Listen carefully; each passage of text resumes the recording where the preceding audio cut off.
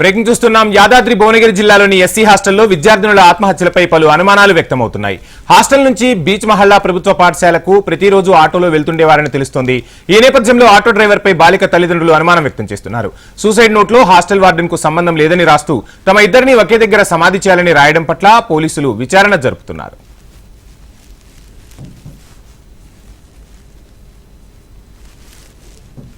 యాదాద్రి భువనగిరి జిల్లాలోని ఎస్సీ హాస్టల్లో విద్యార్థినుల ఆత్మహత్యలపై పలు అనుమానాలు వ్యక్తమవుతున్నాయి. హాస్టల్ నుంచి బీచ్ మహల్లా ప్రభుత్వ పాఠశాలకు ప్రతిరోజు ఆటోలో వెళ్తుండేవారు విద్యార్థులని తెలుస్తుంది. ఈ నేపథ్యంలో ఆటో డ్రైవర్ పై బాలిక తల్లిదండ్రులు అనుమానం వ్యక్తం చేస్తున్నారు. ఇక ఘటనకు సంబంధించి ఓవరాల్ అప్డేట్స్ అందించేందుకు నల్గొండ జిల్లా రీజనల్ కోఆర్డినేటర్ అశోక్ జాయిన్ అవుతున్నారు. అశోక్,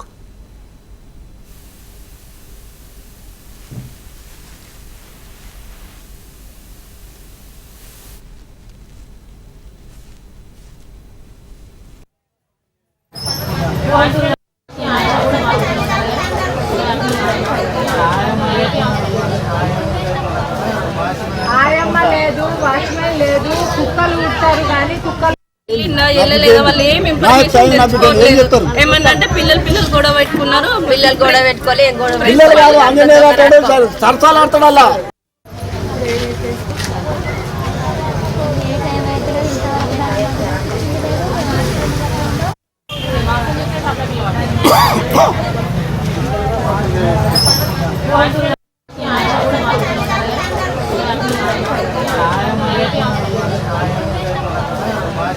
ఆయమ్మ లేదు, వాచ్మెన్ లేదు, కుక్కలు ఉంటారు కానీ కుక్కలు వాళ్ళు ఏం ఇన్ఫర్మేషన్ తెలుసుకోవట్లేదు. ఏమన్నా అంటే పిల్లలు గొడవ పెట్టుకున్నారు.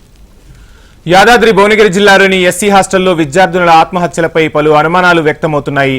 హాస్టల్ నుంచి బీచ్ మహల్లా ప్రభుత్వ పాఠశాలకు ప్రతిరోజు విద్యార్థినులు ఆటోలో వెళ్తుండేవారని తెలుస్తుంది. ఈ నేపథ్యంలో ఆటో డ్రైవర్ పై బాలిక తల్లిదండ్రులు అనుమానం వ్యక్తం చేస్తున్నారు. ఇక ఘటనకు సంబంధించి ఓవరాల్ అప్డేట్స్ మా రీజనల్ కోఆర్డినేటర్ అశోక్ అందిస్తారు. అశోక్, మనం చూస్తున్నాం, నిన్న రాత్రి 7:30 గంటల ప్రాంతంలో ఇక్కడ ఈ ఎస్సీ హాస్టల్లో ఉంటున్నటువంటి ఇద్దరు అమ్మాయిలు 10వ తరగతి చదువుతున్నటువంటి భవ్య, వైష్ణవి ఇద్దరు కూడా ఉరేసుకొని చనిపోయారు. ఈ ఘటనకు సంబంధించి ప్రధానంగా ఇప్పుడు పోలీసులు ఒకవైపు, మరోవైపు చనిపోయినటువంటి విద్యార్థులకు సంబంధించినటువంటి తల్లిదండ్రులు అలాగే బంధువులు కూడా వచ్చారు.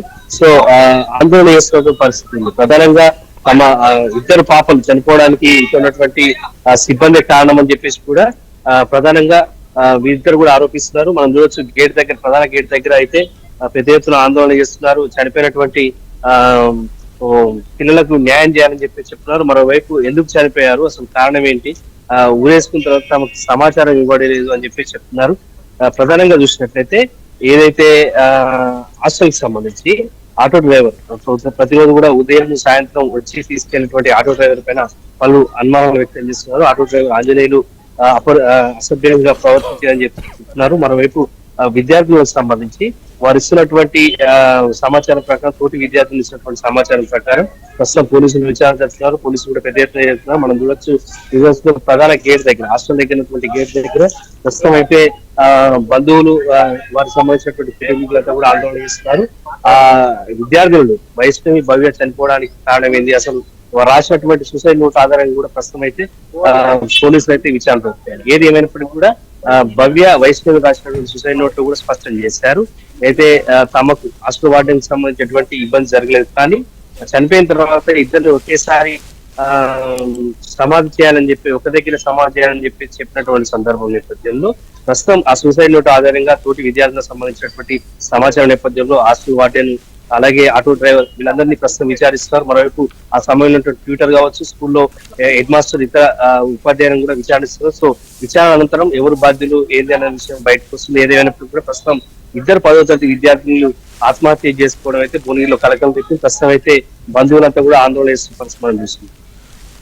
అశోక్, చూస్తున్నాం ప్రభుత్వాలు పెద్ద ఎత్తున ఖర్చు పెడుతూ ఉన్నాయి. పిల్లల సంక్షేమానికి సంబంధించి కావచ్చు, పిల్లల చదువులకు సంబంధించి కావచ్చు. మనం విజువల్స్ లో కూడా చూస్తూ ఉన్నాం, అక్కడ హాస్టల్ వార్డెన్ కానీ సెక్యూరిటీ మెజర్మెంట్స్ కానీ ఏవీ లేవని కూడా తెలుస్తుంది.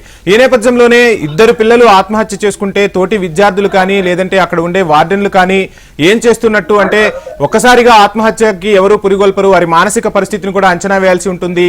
ఈ నేపథ్యంలో తోటి విద్యార్థులతో వారు ఏమైనా పంచుకోవటం కానీ, ఉపాధ్యాయులు ఏమైనా వారిని మందలించిన సందర్భాలు కానీ ఏమైనా ఉన్నాయంటారా? రైట్, అంటే భవ్య వైష్ణవులకు సంబంధించి మొన్నటి నుంచి కూడా ఏదైతే తోటి విద్యార్థులు కంప్లైంట్ చేసిన సమాచారం ఉంది. నిన్న అక్కడ పాఠశాలలో కావచ్చు, ఇక్కడ హాస్టల్లో వారికి సంబంధించి విచారణ జరిపారు. సో ఆ విచారణ సంబంధించి కౌన్సిలింగ్ నిర్వహించారు. కౌన్సిలింగ్ అనంతరం మనస్పర్ధకు గురైనటువంటి విద్యార్థులు చనిపోయినట్టుగా సమాచారం. అయితే ప్రస్తుతం ఈ హాస్టల్ నడిచినటువంటి భవనం కలిసినట్లయితే ఒక ప్రైవేట్ డిగ్రీ కాలేజ్ సంబంధించినటువంటి భవనం ఇది. ఈ భవనంలో ఉదయం పూట వేరే సంబంధించిన కార్యక్రమాలు జరుగుతుంటాయి.